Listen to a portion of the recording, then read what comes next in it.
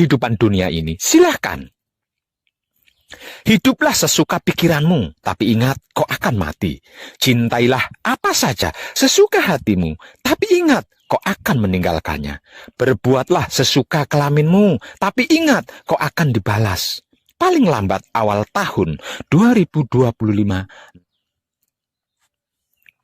Semuanya, segalanya, bahkan seluruh kemunafikan yang mengatasnamakan agama, pecundang yang mengatasnamakan Tuhan, dan para pengkhianat kebaikan akan dihancurkan. Tidak percaya? Awalannya,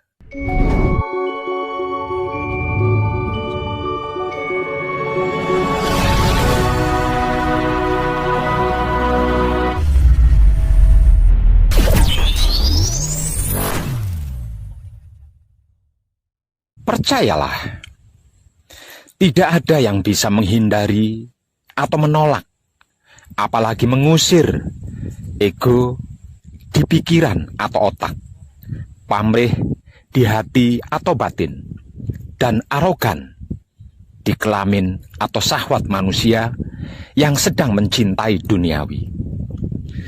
Selain dengan penyerahan diri secara total kepada Dat Maha Suci Hidup yang menggetarkan jiwa raga, dan kesadaran rasa cinta kasih sayang hidup kepada yang membuat pikiran gelisah, hati yang merana, dan syahwat yang brutal. Percayalah, endingnya kesadaran universal atau kesadaran murni, atau kesadaran tertinggi, atau kesadaran hidup seorang putra kekudangane Romo itu bukan pada sabar atau tidaknya, dan bukan pada terampilnya menahan emosi atau tidaknya, melainkan pada tentang mengenali emosinya dengan kunci dan menyalurkannya secara tepat dengan kesadaran rasa cinta kasih sayang hidup kepada apapun, siapapun, dimanapun, hingga sampai kapanpun.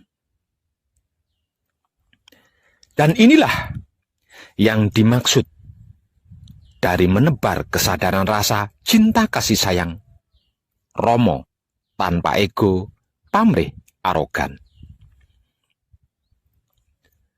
Sedangkan untuk menghubungkan kedirian putra dengan romonya adalah perjalanan yang tidak diketahui oleh banyak orang.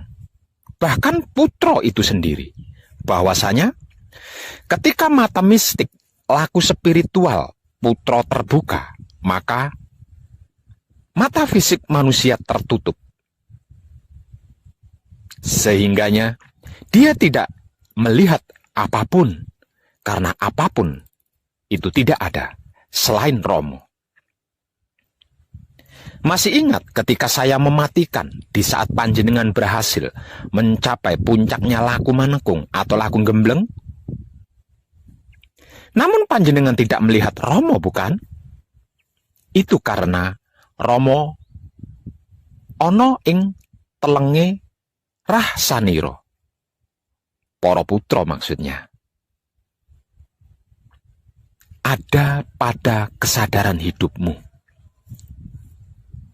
Jadi, untuk bisa melihat Romo, maka putra harus mijilake Romo.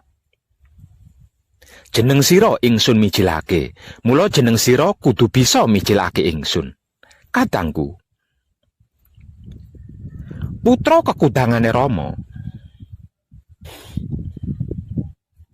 orang hebat, orang kuat, orang sakti, orang beriman, orang suci, orang tercerahkan maksudnya. Bukan mereka yang mampu melawan kemauan pikir di otaknya, kehendak batin di hatinya, keinginan syahwat pada kelaminnya. Atau bukan mereka yang bisa menahan kemauan pikir di otaknya, kehendak batin di hatinya, keinginan syahwat pada kelaminnya dengan sabar, atau kesabaran, bahkan dengan wahyu pancalaku sekalipun. Bukan. Sama sekali bukan. Putra kekudangane Romo, orang hebat, orang kuat, orang sakti, orang beriman, orang suci, orang tercerahkan maksudnya, adalah mereka yang bisa mampu mengenali, menguasai, dan mengendalikan kemauan pikir di otaknya, kehendak batin di hatinya, keinginan syahwat pada kelaminnya. Kemudian mampu bisa mengarahkan atau menyalurkannya secara tepat dengan kesadaran rasa cinta kasih sayang hidup kepada apapun, siapapun, dimanapun, hingga sampai kapanpun. Inilah arti maksud dari samu barang tumindak kinantenan sarwa mijil. Dan inilah bagian tertinggi dari seluruh lelaku bagaimanapun dan laku apapun istilahnya. Klimak akhirnya, klimak teguhnya, klimak rahayunya, klimak selamatnya, klimak bahagianya, klimak sempurnanya, dan klimak abadinya. Aku adalah kamu, kamu adalah aku. Namun aku bukan kamu, dan kamu bukan aku. Kalau kamu tidak bisa mijilake aku sebagaimana aku yang bisa mijilake kamu. Para kadang kinasiku sekalian, betapapun pintar dan pandai atau fasih serta lihainya seseorang berbicara tentang keilmuan dalam hal dan bidang apapun, terutama tentang ilmu agama, jikalau masih ada kebencian, syirik, iri dengki, buli hasut, fitnah, dan dendam, masih mencari-cari kesalahan orang lain, keburukan atau kejelekan dan kekurangan orang lain, kelemahan orang lain, menilai, mencela dan menghina, menghakimi, percayalah, sesungguhnya dia masih cetek, masih di seputar angan-angan katanya itu dan ini. Belum benar-benar mengerti, belum benar-benar memahami apa dan bagaimana itu ilmu, dan apa serta bagaimana itu agama yang diyakini dan merasa sudah dimilikinya. Kalau tentang ilmu, jika masih mencari-cari kesalahan ilmunya orang lain, keburukan atau kejelekan dan kekurangan ilmunya orang lain, kelemahan ilmunya orang lain, untuk dinilai, dicela, dihina, dihakimi, kemudian dijatuhkan dan dihancurkan, dan itu mengatasnamakan perguruan atau guru di perguruannya, percayalah, selain itulah orang sombong, arogan dan jumawa yang berpikir dangkal. Sesungguhnya dia masih cetek, masih di seputar angan-angannya sendiri, yang mempercayai ilmu katanya orang lain dan ini itu. Belum benar-benar mengerti, belum benar-benar memahami, belum benar-benar mengetahui apa dan bagaimana itu ilmu yang dimilikinya. Karena tidak ada satupun guru atau perguruan yang mengajarkan dan menyuruh muridnya untuk melakukan keburukan. Jika sampai ada guru dan perguruan yang mengajarkan keburukan, berarti panjenengan salah berguru ilmu. Dan itulah yang disebut ilmu hitam. Maksudnya ilmu untuk berbuat jahat. Maka berhati-hatilah. Sedangkan kalau tentang agama, jika masih ada kebencian, syirik, dengki, buli, hasut, fitnah, dan dendam, masih mencari-cari kesalahan agamanya orang lain, keburukan atau kejelekan dan kekurangan agamanya orang lain, kelemahan agamanya orang lain, untuk dinilai, dicela dan dihina, dicaci maki, dihakimi, diajak berdebat, adu argumen, yang ujung-ujungnya menjadi pertengkaran dan perkelahian, bahkan perang, dan itu diatasnamakan agama dan Tuhan di dalam agamanya, percayalah. Itulah mayat hidup yang tidak berpikir walau berotak, tidak bernurani walau berhati. Namanya juga mayat hidup. Hihi.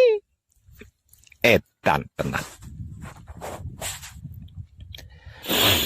Sesungguhnya dia masih cetek, masih di seputar angan-angannya sendiri yang meyakini katanya orang lain, dan itu ini. Belum benar-benar mengerti, belum benar-benar memahami, sehingga belum mengetahui apa dan bagaimana itu agama yang diyakininya. Karena tidak ada satupun agama dan Tuhan di dalamnya yang mengajarkan dan menyuruh pengikutnya untuk melakukan keburukan. Jika sampai ada agama dan Tuhan di dalamnya mengajarkan keburukan dan melakukannya, berarti panjenengan salah memilih agama dan salah memilih Tuhan. Maka berhati-hatilah. Jadi, kalau ada kiai ustadz atau ustazah, dai, bahkan habib atau syekh sekalipun, pendeta, pemangku, biksu, dan sejenisnya dari keyakinan agama panjenengan masing-masing, jika berbicara lantang dan lancang, melontarkan kata-kata kebencian, cacian, makian, hinaan, celaan pada keyakinan lain, agama lain, atau orang lain, dan apapun itu, di depan panjenengan-panjenengan, apalagi di sebuah majelis taklim atau majelis akbar, dan lain-lain sebagainya, jangan lama-lama, apalagi sampai mengikutinya. Cepat pergi dan tinggalkan dia. Karena selain dia sedang mendustai panjenengan, dia sedang memprovokasi panjenengan agar supaya panjenengan bisa dijadikan kambing hitam dan korbannya untuk mencapai misi dan visi pribadinya.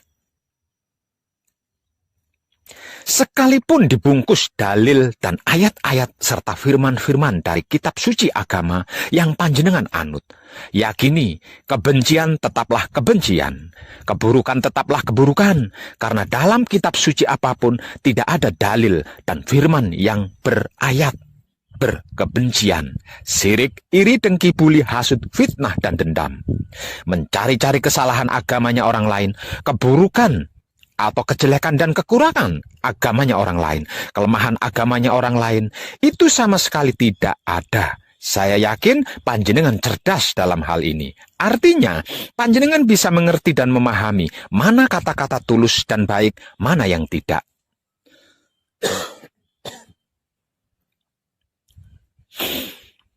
Terlebih lagi jika seorang itu mengaku putra Romo dengan mengatasnamakan namanya Romo, dan kunci dia mencari-cari kesalahan orang lain, keburukan orang lain, kejelekan orang lain, kekurangan orang lain, kelemahan orang lain, apalagi kepada sesama putra Romo.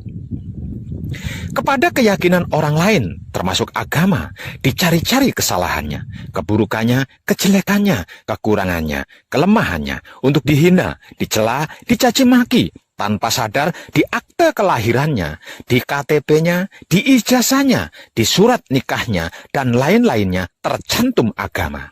Maka, selain itulah orang munafik dan pecundang. Sesungguhnya dia bukan putra Romo, dia hanya ikut-ikutan demi misi dan visi pribadinya, dan sedang menjadikan panjenengan sebagai korban dan batu loncatan untuk mencapai misi dan visi pribadinya.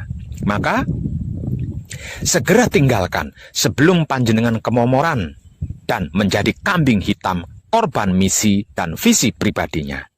Kadang kinasiku, saudara-saudariku, ketahuilah dengan kesadaran hidupmu. Manusia itu adalah makhluk yang terbatas, sedang yang dimaksud Tuhan, apapun sebutannya, adalah bukan makhluk dan tidak terbatas. Jadi, bagaimana mungkin kita sebagai makhluk yang terbatas ini merasa memiliki kemampuan bisa mengerti sesuatu yang jauh dari kapasitas kita, bisa memahami esensi di luar kemampuan kita yang terbatas ini? Kalau ini sampai terjadi, apakah itu bukan ego pamrih dan arogan diri yang sedang bermisi dan bervisi? Coba renungkan dan renungi dengan sadar. Jangan terburu-buru menyimpulkan dulu. Renungi dan renungkan saja dulu. Kira-kira iya begitu? Apa iya begitu?